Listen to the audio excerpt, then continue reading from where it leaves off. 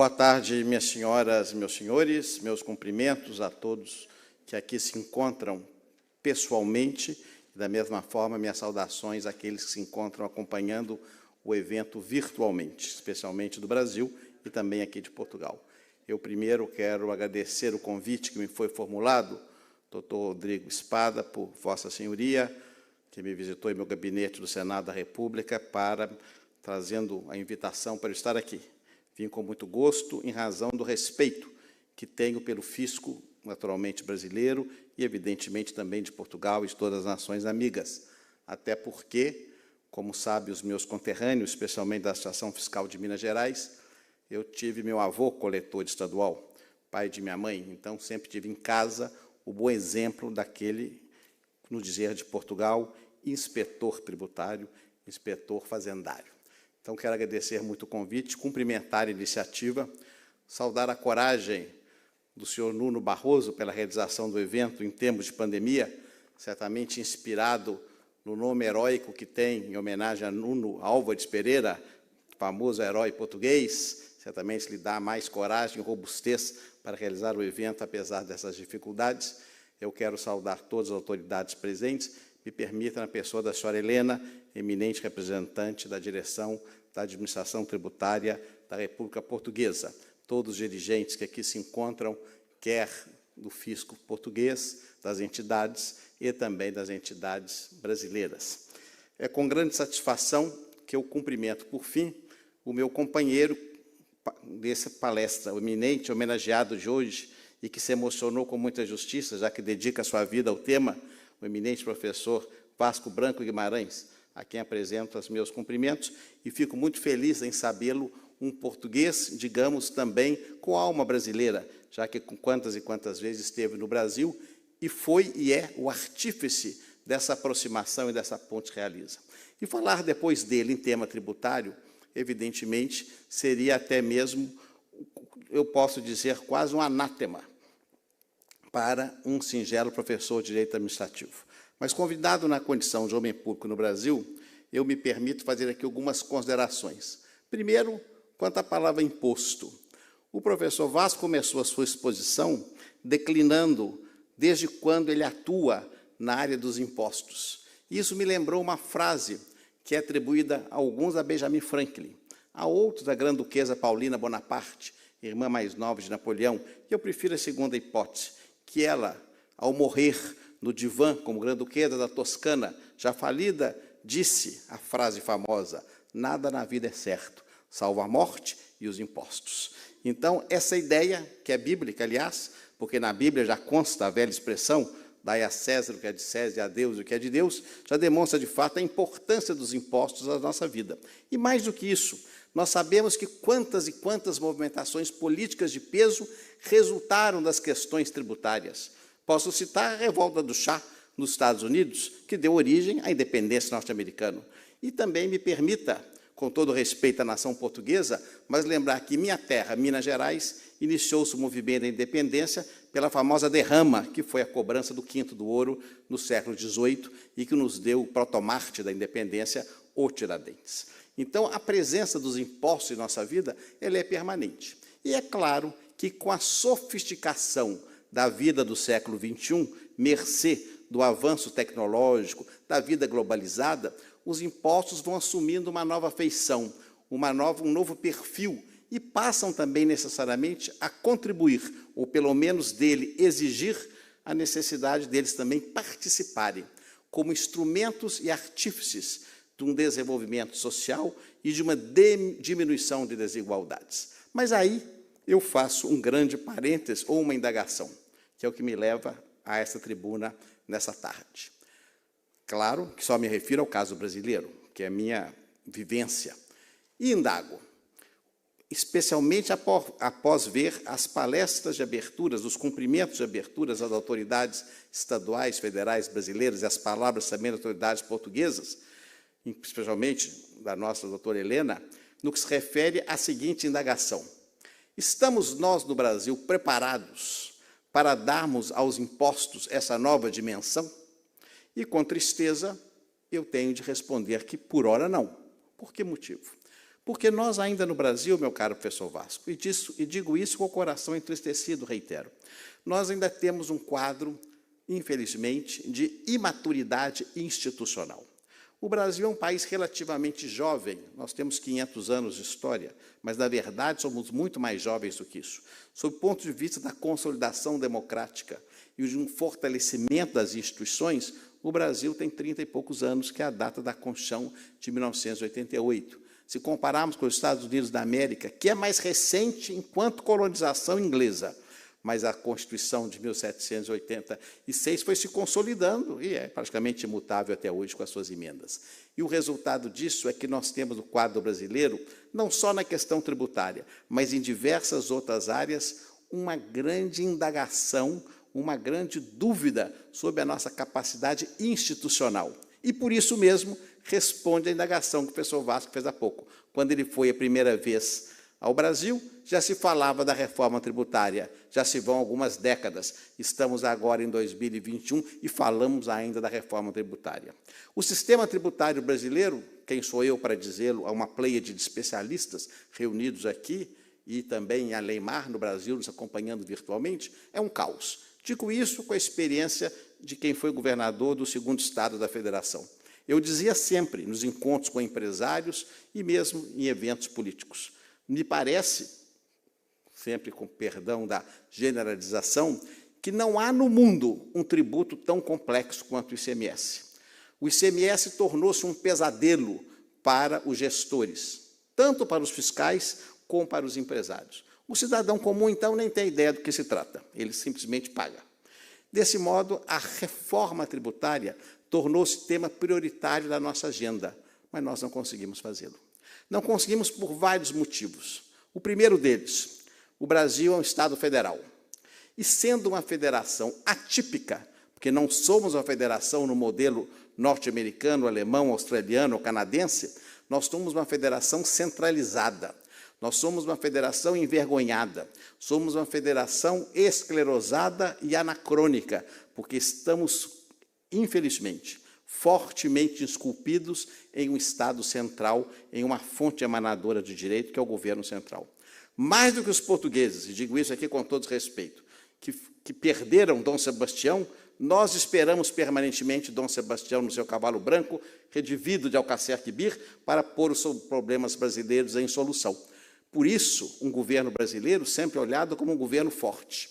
E isso emascula a Federação Brasileira. E o resultado é a dificuldade, estranho possa parecer, para a própria reforma tributária, porque remanesce na questão tributária um dos últimos suspiros da autonomia dos Estados.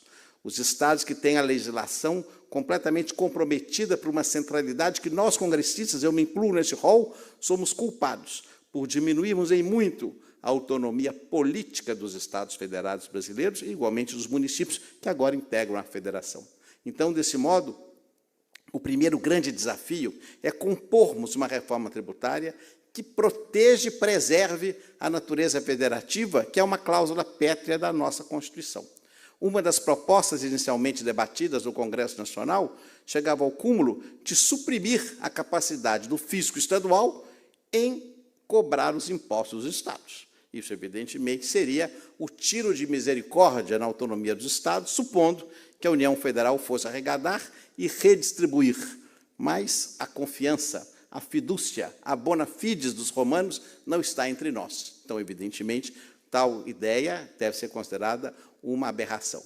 Mas, mais além do que isso, o grande problema que temos para avançar na reforma tributária é algo que nos falta de maneira vigorosa, que é a segurança jurídica, um dos temas que se desdobram e que Vossa Senhoria também citou aqui na sua alocução como um dos fundamentos da questão tributária, a segurança jurídica, que é ausente em todos os segmentos hoje da sociedade brasileira, certamente se torna, nos últimos anos, o problema mais grave a ser desbastado. Estamos à espera também de Alexandre Magno, com sua espada cortar este nó górdio, e temos condições de respirarmos à altura de sermos considerados uma nação civilizada e mais madura. A dificuldade da segurança jurídica chegou a tal ponto no Brasil, que uma assinatura de um gestor tributário hoje, que está investido meu caro doutor Nuno, de uma função administrativa, representará, sem dúvida alguma, um processo no futuro, inequivocamente. Tornou-se instável a ponto de ser dita uma frase que é triste, mas que é dita no Brasil. Um país que até o passado é incerto. Na questão tributária, a mesma coisa. Julgamentos são levados ao pretório excelso, ao Supremo Tribunal Federal, e modificam a interpretação tributária, ora contra, ora a favor do contribuinte, deixando a todas as partes numa absoluta instabilidade. E onde há instabilidade, não pode haver planejamento. E onde não há planejamento, como nós vamos ter diminuição da desigualdade? Como poderia o poder público atuar na redução das desigualdades sociais regionais, como bem lembrado por alguns secretários de Estado do Brasil, especialmente do Norte e Nordeste, sem que o Estado tenha condições de fazer um planejamento mínimo, mas onde o próprio setor privado não faz o seu planejamento. Não só o tributário, mas até mesmo o seu planejamento de investimentos, porque ele está, como eu disse e reitero, à mercê de uma alteração brusca de entendimentos. E essa insegurança que afeta o mundo empresarial, afeta os gestores públicos, afeta também o usuário cidadão, que não sabe qual regra será medida. E o mais estranho que se possa parecer, pasmem as senhoras e os senhores, com o objetivo de nós suprirmos essa insegurança jurídica que graça no Brasil em todos os segmentos, com destaque para o tributário, qual é a solução que nós fazemos? Resolvemos editar mais leis para esclarecer. E a cada lei nova, mais insegurança criada. É um paradoxo, é um ciclo vicioso que nos prende.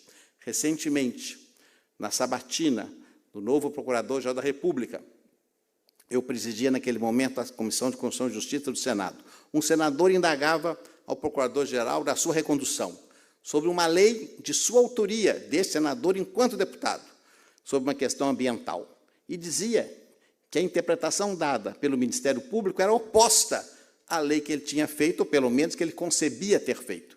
Resultado, ali ele anunciava aos quatro ventos que estava propondo uma outra lei. Então, nós ficamos de lei em lei, legislando, aumentando o caudal normativo brasileiro, que é mais do que exagerado, é astronômico. Nem o gigante Adamastor poderia dar conta de um número tão excessivo de normas que temos no Brasil em todas as áreas. Na área tributária, então, com todo respeito, nem se diga, especialmente na seara da Receita Federal. A situação da insegurança jurídica no Brasil chegou a tal ponto que hoje se põe em dúvida a validade do instituto que seria o mais solene de todos eles quanto à sua estabilidade jurídica, que é a figura do precatório.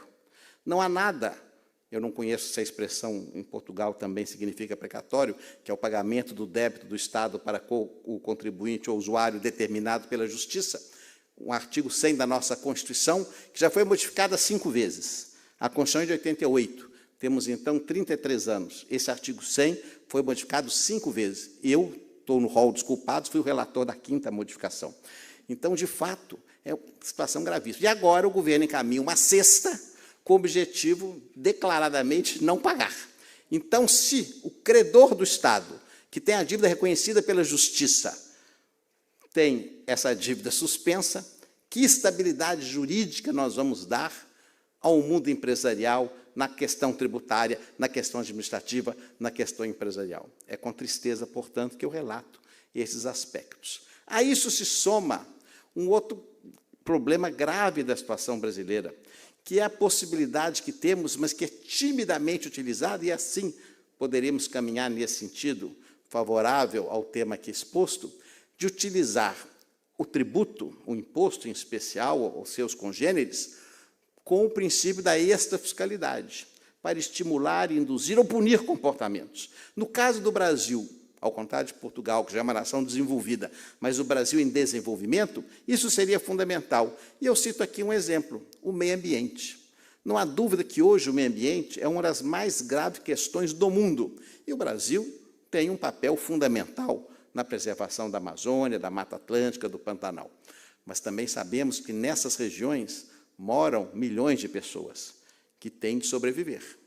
Então, nada mais correto do que se aplicar uma política de extrafiscalidade ali, para induzir ou estimular comportamentos. E temos, ao mesmo tempo, a garantia de vida daquelas pessoas digna e também a preservação ambiental. Claro que isso custa dinheiro, mas custa mais. Custa planejamento, custa liderança política, custa vontade política de fazê-lo. E diria mais ainda, os senhores conhecem, o professor Vasco citava sua ida alguns anos atrás a São Paulo. Cada dia mais citou aqui as questões de segurança em São Paulo, que não são privativas, infelizmente, de São Paulo. Todas as grandes cidades brasileiras têm problema de segurança pública. O nosso ordenamento urbano territorial é falho, porque também aí a tributação deveria coibir de maneira mais clara a especulação através dos instrumentos dessa fiscalidade. É outro instrumento facílimo de ser aplicado. Basta a vontade política de fazê-lo e a segurança jurídica para sustentar em uma continuidade administrativa, que é algo que também desejamos tanto no Brasil, mas que não ocorre, a consequência, a percussão de determinadas políticas que fossem encadeadas, destinadas ao interesse público, a um bem comum, desde que objeto desse planejamento, e, é claro, aprovadas em lei. Então, temos aí exemplos como esse. E agora, na questão da saúde pública, a penalização de consumo, não só de bebida alcoólica, mas de açúcar, itens gordurosos, para sustentar e dar um aspecto mais saudável e evitar doenças na população. Então, aí nós temos, de fato, um grande universo de ação governamental que poderia ser implementado. E, mais do que isso, eu tenho aqui anotado que é um outro dado fundamental, que são essas políticas públicas, que devem ser, de fato, enfrentadas e implementadas pelo governo, lastreados nas questões tributárias. Mas aí se indaga a velha questão. No Brasil, não há nenhum sentimento do que aqui foi dito do dever cívico de pagar tributos. Isso não existe. O brasileiro, no homem médio, tem uma resistência total ao pagamento de tributos. Não vou penalizá-lo, ou criminalizá-lo, ou indigitá-lo de incorreto, porque exatamente a visão que ele tem do poder público é aquele que o motorista de táxi relatava a Vossa Senhoria na visita. Até porque as pessoas, e eu, quando governador, acontecia muito isso, as pessoas chegavam e pediam alguma coisa. Não, mas é dinheiro do governo, dando a entender que o dinheiro do governo é um dinheiro à parte, que nasce em uma árvore ou é achado em uma mina. E esse dinheiro do governo não é o dinheiro colhido pela sociedade. As pessoas não têm essa percepção. Acham, de fato, uma ausência total do espírito de coletividade, que nós não temos ainda, e fruto da nossa imaturidade, que esse dinheiro, como eu disse, surge com a vara de condão do mago Merlin. E, evidentemente, as políticas públicas, e Vossa Senhoria colocou muito bem, educação, saúde, segurança, infraestrutura, dependem desses recursos. E esse recurso só tem duas origens. Ou tem origem tributária, ou vem de investimentos privados através de PPPs, concessões, etc. Infelizmente, realidade brasileira, que os que são do Brasil sabem bem, os nossos tesouros estão exângues, não tem mais condições. A União, os estados e municípios não fazem mais frente aos investimentos, especialmente de infraestrutura. Seria quedar completamente inerte se nós fôssemos aguardar o momento de termos recursos. Os investimentos que outrora existiam, Banco Mundial, Banco Interamericano, também desapareceram. Ainda há o BNDES, é claro, que é um grande banco, mas o volume necessário de investimentos é muito além da sua capacidade.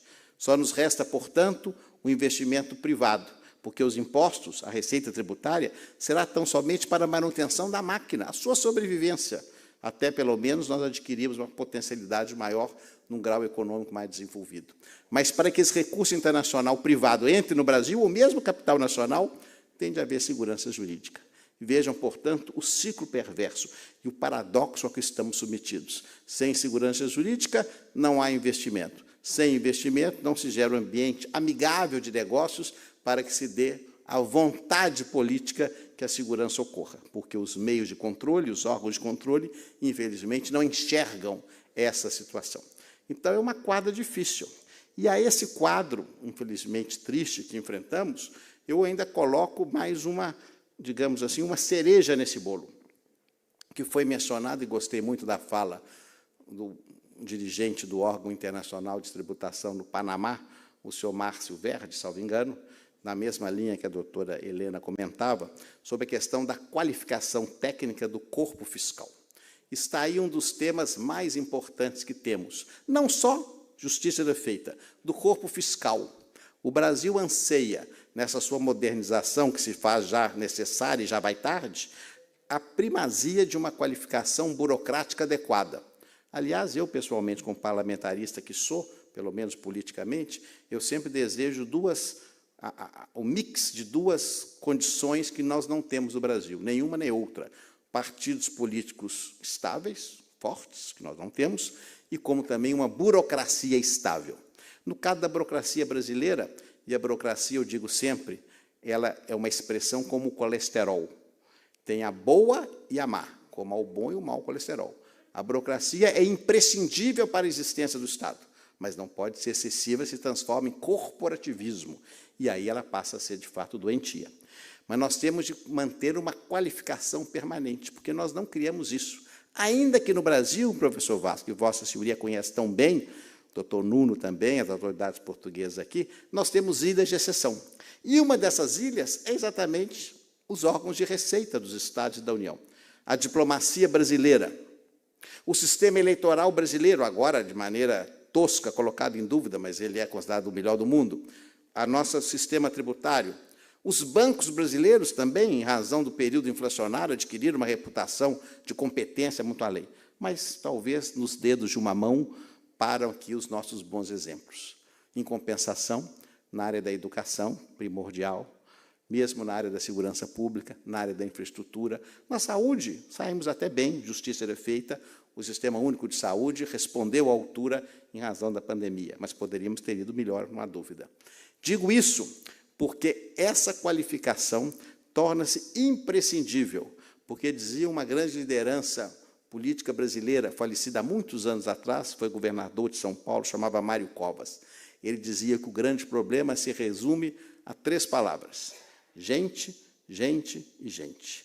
E é exatamente esse tríduo de uma só coisa, ou seja, recursos humanos e qualificação, é que nós temos de investir muito. Porque aí sim, se nós tivermos cada vez mais auditores fiscais qualificados, em uma carreira digna, com todas as cautelas necessárias, sem excessos corporativos, é claro, mas, ao mesmo tempo, contribuindo para a liderança política, para o planejamento induzido, para a manutenção da estabilidade da moeda e, sobretudo, para a criação de um ambiente de estabilidade jurídica no Brasil, aí nós vamos ter condições de romper os grilhões do nosso passado e antevermos um futuro promissor e mesmo uma alvorada de desenvolvimento e de progresso. Por isso, essa questão é tão importante, os recursos humanos, como a doutora Helena mencionou tão bem, como o doutor Verte também mencionou, diretamente da cidade do Panamá.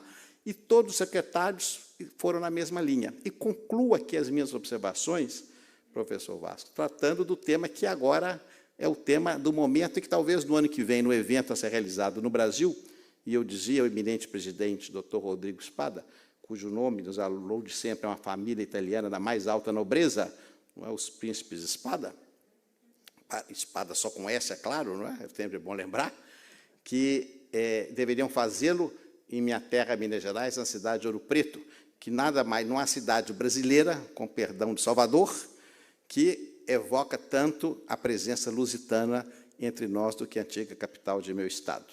Mas, de todo modo, com certeza o tema desse congresso será a reforma tributária, ao vísceras, e oxalá que já tenhamos alguma aprovação. Eu faço aqui de público um registro, e é fundamental fazê-lo, do empenho, da dedicação, do denodo extraordinário do senador Roberto Rocha, que tem se empenhado desde o início do seu mandato, ele entrou comigo há 7 anos atrás no Senado, representando o Maranhão, nesse tema tributário. Ele também é um empresário, conhece a questão e se dedicou profundamente ao assunto. Se não fosse o seu esforço pessoal, nós não teríamos nem conversa sobre reforma tributária. E esse governo federal, infelizmente, é um governo que não soube aproveitar um congresso reformista. O atual Congresso brasileiro, senhores autoridades lusitanas que aqui se encontram nos acompanham, é um congresso composto, nesse momento, de uma maioria reformista, o que não acontecia no passado. Eu trabalhei no governo do presidente Fernando Henrique Cardoso, Eu digo sempre, se ao tempo do presidente Fernando Henrique o Congresso tivesse o perfil atual, o Brasil estaria hoje em outro patamar. Mas, infelizmente, isso não ocorreu. Então, agora, essa oportunidade não deveria ser perdida. E no tema tributário está sendo perdido. O governo atual, que elegeu-se com a bandeira reformista, todavia não soube encaminhar uma proposta coordenada, consentânea com as necessidades brasileiras, dialogada ao mínimo com a sociedade e no início da administração. Um dos secretários, um dos expositores, agora foram tantos que eu confundo, não, foi alguém que falou daqui da tribuna, salvo engano, ou já não me lembro mais, ou pelo sistema virtual, que dizia o ideal, foi um dos secretários, a reforma tributária no início do segundo mandato bem avaliado. Em tese, seria possível, mas ninguém sabe quando há um segundo mandato. Aliás, a reeleição tem se demonstrado muito nociva no Brasil. Então, nesse caso, houve uma proposta na Câmara, uma proposta no Senado, uma terceira proposta da comissão mista, uma de um professor X, outra do professor Y, o resultado, uma dúvida total sobre o que teríamos. Eu nunca nutri muita esperança da sua aprovação. Agora, com esse empenho final, esse último suspiro, esse último arrobo, esse esforço, digamos, chegando à praia praticamente do senador Roberto Rocha, é que a PEC do Senado avança. Mas sabemos que a resistência ainda serão muitas, a despeito temos aqui especialistas que colaboraram de maneira ingente na tentativa de construir algo que seja, de fato, consentâneo com a realidade moderna e com as necessidades da sociedade brasileira, ainda que tenhamos visto alguns alertas colocados por alguns especialistas secretários que nos antecederam aqui na apresentação. Então, desse modo, eu queria reiterar que no tema que envolve impostos e diminuição das desigualdades, no caso brasileiro, e evidentemente eu não posso jamais falar por Portugal, mas no caso brasileiro, do ponto de vista prático, objetivo, real, concreto, há um universo a ser desbastado. Nós temos um material riquíssimo, porque podíamos dizer, a rigor da verdade, que nada foi feito. Apesar de termos uma estrutura tributária sólida, reconhecida, uma Receita Federal que funciona muito bem, receitas estaduais, mas nunca houve um casamento harmonioso entre esses órgãos e os demais órgãos. Na verdade, o que observamos muitas vezes, mercê de alguns corporativismos, é até algumas rivalidades. E essas rivalidades prejudicam mais avante quando se avançam. E eu fui, como secretário de Planejamento, eu tinha uma relação muito próxima com a secretária da Fazenda, há uns anos atrás, em Minas Gerais, então não havia problema. Mas é nítido que, em vários governos, o titular do planejamento, responsável pela despesa, e o titular da Fazenda, responsável pela arrecadação, não se bicam, como se diz no Brasil. No governo federal atual, o ministro Paulo Guedes, espertamente, exigiu que fosse tudo colocado sob um único palio e sob o seu comando, que acaba desdobrando um efeito perverso também, na medida que não se dá conta, por ser humanamente impossível congregar e coordenar uma área tão grande quanto essa. Mas, de todo modo, nós temos ainda, portanto, um dever de casa imenso a ser feito. É viável, desde que, reitero o que disse aqui ao longo da exposição, haja vontade política de fazê-lo. E nós não notamos isso ainda no Brasil. Não há ainda, nos últimos anos, nenhuma liderança política hábil, preparada, com autoridade moral para conduzir esse processo, ao mesmo tempo que envolva reforma tributária, reforma administrativa, reforma do Estado brasileiro, e que identifique, fundamentalmente, os dois esforços para dizer qual o perfil de Estado que queremos. E, na ação desse poder público, em parceria com o setor privado, já que somos e devemos ser uma sociedade capitalista, uma Constituição capitalista, que possamos fazer, nesse esforço, nessa união de esforços, a possibilidade para a redução de desigualdades, que, no caso brasileiro, são gritantes, sociais, econômicas, culturais, educacionais, regionais, de toda a natureza. Essas desigualdades têm de ser reduzidas sob pena de nós não nos viabilizarmos como uma nação desenvolvida. Isso é o requisito, o critério básico. Mas, para isso funcionar, o primeiro esforço dessa liderança será necessariamente, quer no tema tributário, quer no tema administrativo, quer no tema da infraestrutura e da educação, cuidar concomitantemente das duas prioridades, da segurança jurídica, que hoje não existe entre nós, e que é, de fato, o fator inibidor primordial, e, ao mesmo tempo, por evidente, na tentativa vigorosa de, com a segurança jurídica, realizar uma ação de planejamento. porque nós não temos. Nós ficamos no chamado voo da galinha, e os projetos não têm continuidade. Isso, claro, pressupondo que haja um corpo burocrático qualificado e preparado para implementá-lo, como já temos em algumas áreas. Feitas as observações, eu acresceria só 2 últimos pontos para a reflexão das senhoras e dos senhores. Em razão, professor Vasco, dessa insegurança jurídica e desse paradoxo que eu dizia há pouco do excesso de legislação, eu sempre digo que o Brasil tem um furor legiferante. Tudo nós queremos legislar. Mas pior, irmão siamês do furor legiferante, nós temos um furor querelante. 100 milhões de ações judiciais. Quase isso. CNJ, Conselho Nacional de Justiça, tem esse número. Desses 100 milhões, 40 milhões execuções fiscais. Então, evidentemente, só isso para dizer que não tem como funcionar. Um país com 200 milhões de habitantes e 100 milhões de ações, e 40 milhões são execuções fiscais. E não há tradição no Brasil de métodos extrajudiciais de composição. É um dos esforços de meu mandato, inclusive em projeto de lei recente, estimulando a figura de composição arbitral e mediação e comitês de solução de conflito, inclusive em matéria tributária, porque nós não aguentamos pagar o preço da justiça no Brasil, que alcança um percentual do PIB 5 vezes maior que o da Alemanha, porque temos 100 milhões de ações e gostamos de querelar. E quem gosta mais? O Estado, o poder público. É o primeiro a querelar. Então, de fato, eles não têm cabimento. O Distrito Federal acabou de encaminhar, está aqui o presidente da Associação do Distrito Federal, acabou de encaminhar, doutor Roriz, que um estudo do IPEA, que identificou num valor de R$30 mil a ação de execução no Distrito Federal, uma execução fiscal. E enquanto com um imposto de veículo, um imposto predial urbano, R$2, R$3, R$4 mil. Então, fica muito mais cara a cobrança. Então, é um ônus excessivo. Então, nós temos de subverter, de fato, essa questão e apoiar os meios alternativos de composição. E, por fim, o último item, que é um item a ser colocado, que no Brasil ainda é um tabu, porque nós estamos com os olhos fechados a isso. Se chama governo digital e inteligência artificial. Estamos ainda atrasados. Votamos recentemente uma lei, no início do ano passado, que não foi implementada. Então, nós ainda estamos muito atrasados. E a inteligência artificial vai atropelar tudo que conhecemos em matéria administrativa e muito do tributário, imagino eu, porque haverá uma mudança de comportamento das pessoas. O fisco tradicional, que eu me acostumei a ver décadas atrás, os inspetores parando e fiscalizando, isso, evidentemente, não ocorrerá mais. A matéria será completamente dirigida por inteligência artificial. Como será, se nós não formos qualificados? Para isso, nós seremos ultrapassados por aqueles que gostam de sonegar. E isso está inato no comportamento humano, infelizmente, que não gostar de pagar tributos. Então, infelizmente, esse é um dado que temos também de considerar com muito destaque nas questões de ordem tributária. E concluo com um agradecimento feito ao gentil convite que me foi realizado. Eu passei aqui todos os temas que me foram sugeridos, mas eu gostaria de dizer, por fim, que sou, apesar de uma exposição talvez um pouco pessimista, mas eu sou otimista, professor Vasco. Por que eu sou otimista?